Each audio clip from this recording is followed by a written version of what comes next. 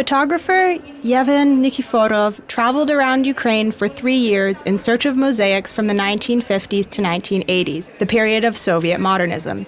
The results of Yevhen's search were published in a book titled Decommunized, Ukrainian Soviet Mosaics. Hromadske spoke to photographer and his publisher, Philipp Meuser, about finding the artworks, Ukrainian mosaic art, and the perception of art from the Soviet period. I began photographing monumental mosaics in Kyiv in 2013 as part of a project on 1960s Ukrainian art. I became interested in finding other monumental mosaics and created a small archive. The collection of photographs grew as I became more interested in the history of the mosaics and artists who worked on them. I tried to do high-quality documentation of these artworks so that people will pay attention and be interested in protecting them.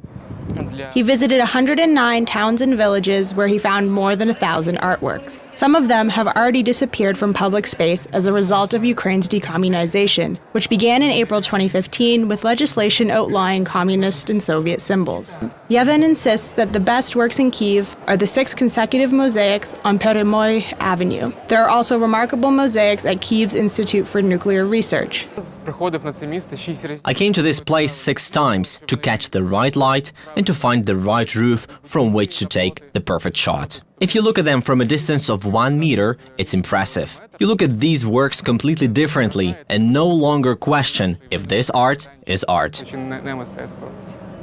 What I was very much impressed by was the mosaics in Pripyat, because within a microrayon for residential buildings, you find some 3-dimensional flecks covered with all these arts in the Soviet Union and how the art was integrated in the all-day architecture.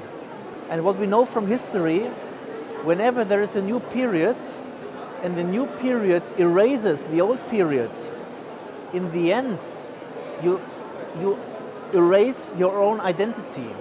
And Soviet architecture is part even of Ukrainian identity. And this is a high value.